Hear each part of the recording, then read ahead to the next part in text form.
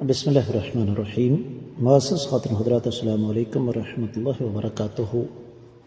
نبیذ نبی علیہ الصلوۃ والسلام نے استعمال کیا اور اس کے بہت زیادہ فوائد ہیں۔ نبیذ ہے کیا؟ کھجور کو پانی کے اندر بھگو دیا جائے اور اس کا ایک وقت ہوتا ہے، اس وقت سے زیادہ دیر تک اس کو نہ بھگویا جائے تو اس سے کھجور کا اثر پانی میں آ جاتا ہے اور وہ بڑا مثالی قسم کا بہترین شربت تیار ہو جاتا ہے۔ اسے عربی زبان میں نبیذ کہتے ہیں۔ لیکن اسی نبیذ کو اللہ کے رسول صلی اللہ علیہ وسلم نے پینے سے منع فرمایا۔ ایک خاص قسم کا نبیذ ہے جسے اللہ کے رسول صلی اللہ علیہ وآلہ وسلم نے حرام قرار دیا۔ یہی ہمارے آج کے حدیث مبارکہ کے سبق کا موضوع ہے کہ کون سا نبیذ حرام ہے۔ مشکات المصابیح کتاب الحدود باب ہے شراب اور شراب پینے والوں کی مذمت کے بارے میں۔ 3440ویں حدیث کتاب میں ہے اور 7ویں باب میں ہے۔ الفاظ حدیث مبارکہ کے کچھ یوں ہیں: وعن ابی قتادہ رضی اللہ عنہ ان نبی صلی اللہ علیہ وسلم نہا عن خلیط التمر والبصر وعن خلیط الزبیب والتمر وعن خلیط الزحو والرطب وقال انتبذوا كل واحد على حدة رواہ مسلم۔ آپ نے سماعت فرمایا، یہ حدیث صحیح مسلم میں ہے۔ تفصیلی حوالہ صحیح المسلم کتاب الاشربہ 5واں باب ہے۔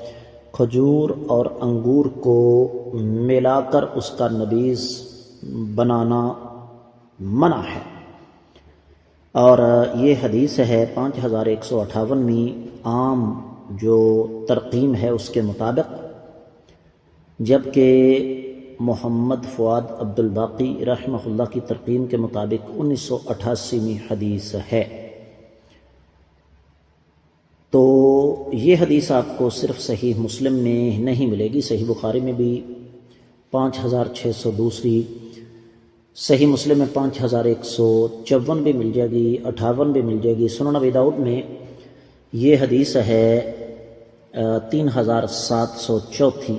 سنن نسائی میں یہ ایک سے زیادہ مقامات پر ہے، 5553، 54 اور اسی طریقے سے 5563، 69 اور 70۔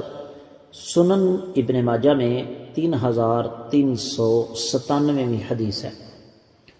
تو حدیث سند کے اعتبار سے تمام تر شکوک و شبہات سے بالا تر ہے، لہذا براہ راست اس کے ترجمے کی طرف بڑھتے ہیں۔ سیدنا ابو قتادہ رضی اللہ تعالیٰ عنہ سے روایت ہے کہ آقا علیہ الصلوۃ والسلام نے پختہ اور خام کھجور، منقع اور پختہ کھجور، اور خام اور پختہ تازہ کھجور کو ملا کر بنائے گئے نبیذ سے منع فرمایا، تو فرمایا ہر ایک کی الگ الگ نبیذ بناؤ۔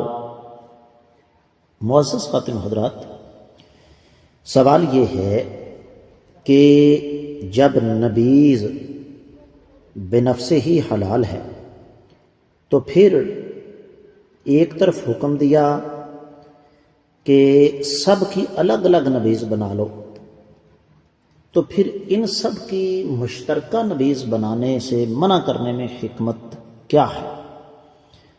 اصل بات کچھ اور ہے، اور وہ یہ ہے کہ جب ہم ان مختلف چیزوں کو ملا کر نبیذ بنائیں گے تو اس میں شدت آ جائے گی اور یہ بننے والا مشروب جلدی نشہ آور ہو جائے گا۔